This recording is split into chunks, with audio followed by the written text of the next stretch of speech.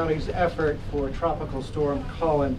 We have a number of elected officials, County Administrator, Chairman Starkey, Emergency Services Director, all here to speak about Pasco County's efforts during this tropical storm.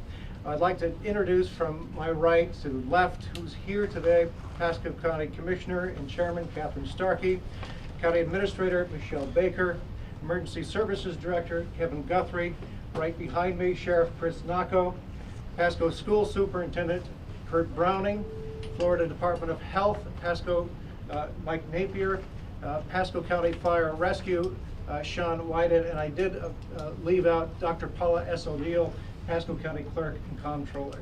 And with that, I'm going to start off with Chairman Catherine Starkey. So, good morning, good afternoon, and welcome to our new EOC. We're here today because we have a change in our storm, and it's our main concern and interest that our residents are safe. So we have lots of important information for our residents today. We're going to start off with our Administrator, Michelle Baker, and move through the constitutional officers, and everyone stay safe out there. Thank you. So good morning. As Emergency Services Director Kevin Guthrie is about to brief you, the conditions have changed, and our main message today is it is critical that our residents, that our students, and that our business people be safely home with their families and secured by about 3 o'clock this afternoon as we start to experience tropical storm force winds. So the idea here is to make sure that everybody wraps up their preparations this morning and that they are safely home and they are secure inside their homes and off of the roads by about 3 o'clock today. And now I'm going to turn it over to Kevin to talk about what's going on with the actual weather conditions. Thank you, Ms. Baker. This morning we received an updated briefing packet about right at about an hour and a half ago with some updated tropical storm force winds information. And as I've been mentioning to everyone all along, we knew that we were going to have a three-phase storm. We were going to have a flooding event through the rain, we were going to have a wind event, and then we were going to have a riverine flooding event. What has happened is there's been a considerable shift in the winds. We were looking earlier this morning, even as I was driving in this morning at 3 a.m. getting a report from National Weather Service, they were telling me 25 to 30 mile an hour winds. That has significantly changed. We're now looking at sustained tropical storm force winds inside of Pasco County. Along our coastline, we're looking at 40 mile an hour winds sustained with gusts up to 50. That shift, that 20 mile an hour, 25 mile an hour shift is what's caused us to go into this new protective action. So I want to make sure that message is very clear. We have made that shift based on the latest information. We are still going to continue our sandbagging operations, which is self-serve, until this afternoon when we do pull that, scale that operation back to protect those people from being in tropical storm force winds. So I would look for that to start to shut down somewhere between 3 and 4 o'clock this afternoon. But again, we will get those arrival of tropical storm force winds. I'm going to ask everybody to save their questions to the very end, and I'm going to go ahead and transition over to Sheriff Chris Nacco. Good morning. I know during these times a lot of anxiety, but let us put our citizens at ease in the fact that Director Guthrie, emergency operations here within the county, all the services, I can tell you your government is doing an outstanding job right now working together. So I want to give kudos to everybody here at the Emergency Operations Center for their outstanding job and for the partnerships, because it's really coming together. And this storm may change, but I can tell your operations are being flexible to adapt to anything, and we will overcome this. A couple of things. Over the past several days, as you know, our inmates working with the county, we've set up sandbag stations. Our inmates put out there about 9,500 sandbags. I can tell you right now, due to the weather conditions, they'll be going back inside the jail. But as soon as the storm is over, they're going to be back out sandbagging again because we know we'll possibly have another flood event. And we want to make sure that our citizens have everything possible to protect themselves and their family. We deployed our equipment to the to the western part of the county, so we will be prepared to deploy anything necessary to rescue anybody who needs our assistance. Also, our personnel, we've shifted personnel hours around, so we will be ready to adjust to the storm. Main things you'll kind of keep hearing over and over again, but they need to be repeated. One, stay off these roads when you can. When you get home, stay at home. Don't try to go out there. If you have a car and you see standing water, don't try to drive through it. all you're going to do is put yourself at risk and put first responders at risk going out there trying to rescue you. The one thing too is, please, for parents, we know the kids are going home, and as the storm is going on, please have them stay inside. With these winds, with the debris flying around, we don't want anybody to get hurt. The other thing too is with this water, please tell these kids not to go in the water. There will be rapids going out there will be tides, and we don't want kids getting caught up in an undercurrent, even if it's a stream or a pond. Who knows what's going out there, what debris may take them under. So we're warning everybody, stay out of the water. Another thing too is for boaters, I mean, it's common sense, but we have to repeat it. Don't go out in the Gulf today. People are trying to take off in small aircraft. When these winds are kicking, don't take off. All you're doing is putting yourself and others at risk. For those that are staying in their house and they've had flooding conditions before, please notify loved ones of where you are. If first responders have to go out there, we want to know, and we know the family members will be able to assist us. So tell your loved ones, if you're going out of the area, you've started driving already, call your loved ones, because we don't want to be going house to house looking for you if you're out of the area. The other one too is after the storm and tonight, I'm going to start with tonight. Our deputies are going to be out. We're going to be out in force. We're going to have numbers out there. If you're a looter and you're going to try to take advantage of the situation, I promise you there's plenty of room at the Land O'Lakes jail. You will be arrested. You will be taken to jail. And possibly tomorrow you will be sandbagging for others tomorrow. The other side of it also is for unlicensed contractors. After the storm breaks with a lot of wind, as you heard Director Guthrie talk about, there could be a lot of damage. So, we have a partnership with the county working to stop these unlicensed contractors. It's a great partnership, and it will be in effect even more so tomorrow as the storm breaks. And after the storm, people try to take advantage, unfortunately. Make sure if you have damage to your home, you get a licensed contractor. So with that, I know there's a lot of questions, and I go back to Superintendent Browning, who's also had a very busy day today. To say the least, Sheriff, thank you. First and foremost, student safety is my concern and that of the school districts. As Dr. Guthrie has said earlier in his remarks, that as of late last night, the districts in the Tampa area, including Pasco, have planned to stay open today, and we opened as usual. Then with the changing weather conditions, unfortunately, we had to take some pretty drastic measures today to address student safety and getting our students home. What we've done is we have 3 tiers of school transportation, and we are reversing that tier as we speak. At 10:30, we started releasing high schools and a few middle schools, and then beginning at 11:30, we will be releasing a few high schools, mainly middle schools, and a handful of elementary schools. And then at 12:30, we will be releasing all elementary schools that are remaining to be released. With the wind increasing and being pretty severe, beginning around 3 o'clock, that is when most of our buses are on the highways. And we are prohibited from, and even good common sense will tell you, you don't need to have a school bus on a road with 40-mile-an-hour winds, much less gusting winds. So student safety is very important to us. We realize that this is a huge inconvenience to moms and dads. We get that.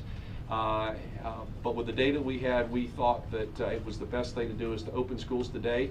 And as I always have to say is no good deed goes unpunished. But we are letting parents know now that if they want to come to schools and pick up their children, they may do so. And all schools have been notified. We've gotten a call out to all of our parents where we have contact information for them in our School Connect system to let them know of the status of schools today. So this is changing literally by the minute. We've had to make sure and step down all the food nutrition folks. We had to amp up our transportation folks to accommodate this. And then also the district will be closing itself as soon as the last child is delivered, which we think will be no later than 2 o'clock this afternoon. So the district will be closing so our employees can go home and be safe with their families as well. So at this time, I'll turn it over to Dr. O'Neill, our clerk and comptroller. Thank you, sir. Okay, we have a full room of jurors ready to serve. So the judges are now choosing their jurors, and that is to be completed by noon. We are planning for the courthouse to close at noon. If you have a court date that's after noon today, it will be reset according to our administrative judge, Sean Crane. Also, advisories were moved from 1 p.m. to 11 a.m. this morning, and so we anticipate everything being finished by noon today. Hi, Mike Napier, Florida Department of Health, Pasco County, and I want to take up what the sheriff mentioned about the flood waters and staying out of the waters. Those waters also have critters in them, snakes, animals that are trying to get out of the flood waters like many of us. So those are another hazard for your children. Also with septic systems and wells that may be flooded, you want to be sure that if your well is flooded, assume that it may be polluted and that use bottled water or other means to drink water.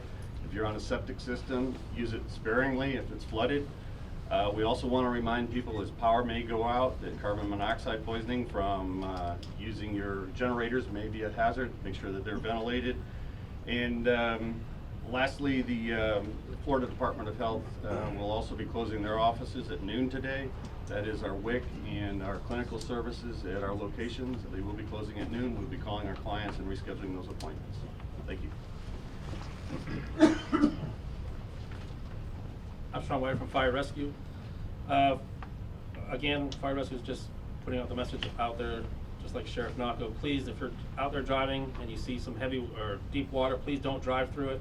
That does put our responders at risk. As the winds increase today, we have a standing policy with our department and all of our city fire departments in the Pasco County area that 40 miles and higher sustained, our vehicles will only leave the station on a case-by-case basis.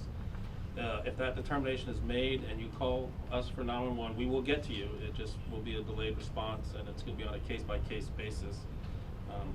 We have increased our coverage out in the field. We've brought in some firefighters and paramedics on overtime, and we're staffing some auxiliary vehicles, and we'll be ready for whatever happens. We'll be ready. We'll go ahead and ask questions for I Leslie. want to say We a want few just things. Kevin to wrap up a couple Yeah. of little things. And I drove around last night. I want our residents to know our pumps are placed. In some places, we have 2 pumps ready to go, and we've done as much preparatory work as we can. Can you speak to the pumping? Yes, ma'am.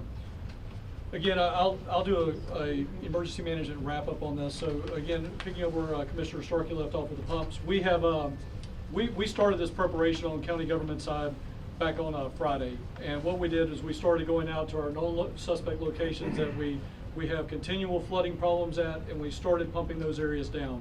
So by Saturday, or actually by late Friday afternoon, we were already to the point of pumping mud. So we did not need to pump water anymore. We stopped that operation, but we did pre-stage equipment all over the county in our known suspect areas so that we could so that our response after the fact would be much more appropriate, much more effective, swift, if you will.